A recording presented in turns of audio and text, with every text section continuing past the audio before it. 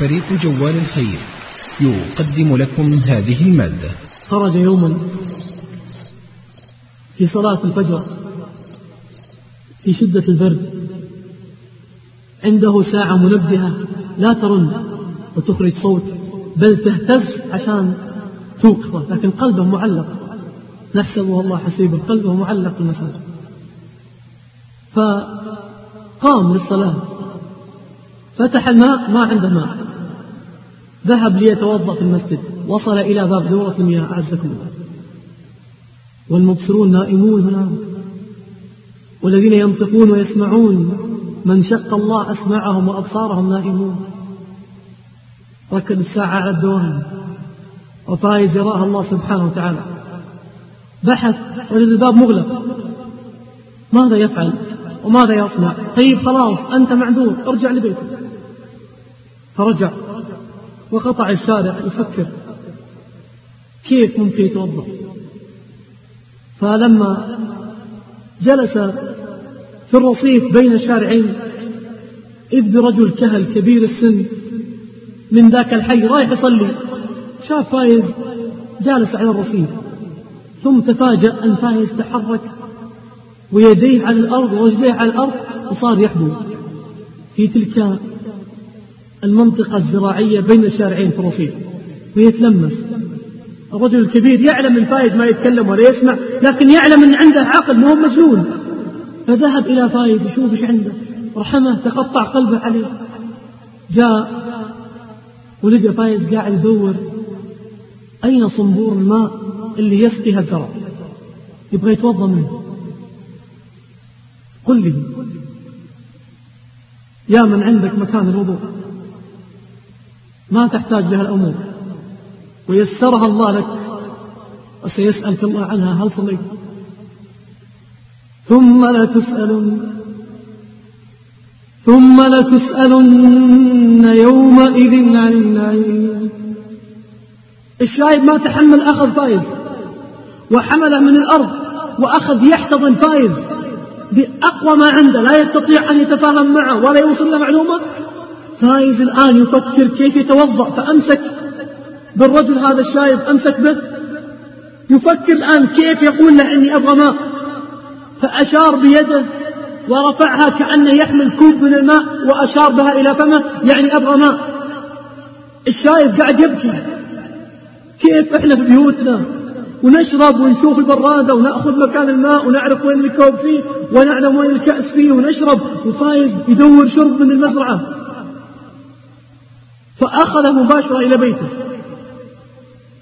تخنقه العبرات، وجاء بكوب ماء وأعطاه فايز. أول ما حط في يد فايز أمسك بيد الرجل وأخذ الكأس باليد الثانية أعطاها الرجل. الحين فكر بطريقة أحسن يوصل له أنه يبغى يتوضأ، رفع وشمر عن ساعديه وصار يشير له بأني أريد أن أتوضأ، ويغسل إلى المرافق، يعني أبغى أتوضأ، ويمسح على راسه، يعني ما أبغى ما أشرب، أبغى أتوضأ. إذ بالشايب تخور قواه وينخلط في البكاء. ثم أخذ فايز وداه المغسلة وفتح له صنبور الماء وأخذ يد فايز وخلاه يلمس الماء، وجلس ينظر لفايز وهو يتوضأ. رجال لا تلهيهم تجارة ولا بيع عن ذكر الله وإقام الصلاة وإيتاء الزكاة، يخافون يوما تتقلب فيه القلوب والأبصار،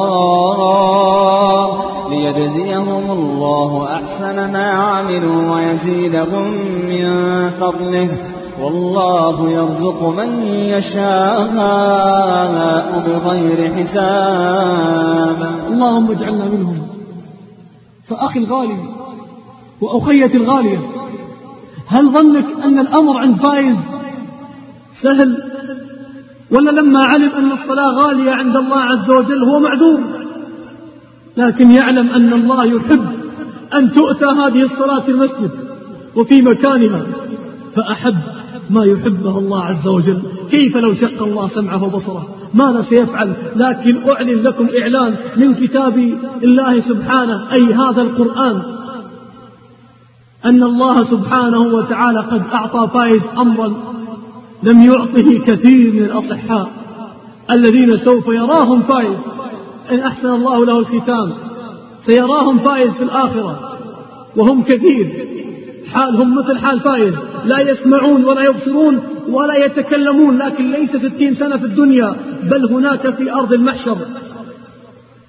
ومن يهد الله فهو المهتدي، هذه شعار فائز، والله قالها لي بتعبيره عن طريق المترجم، قال هذه الآية تريحني دائما. ما هي الآية؟ من يهد الله فهو المهتدى ومن يضلل فلن تجد لهم أولياء من دونه ونحشرهم يوم القيامة على وجوههم عميا وبكما وصما مأواهم جهنم كلما خبت زدناهم سعيرا.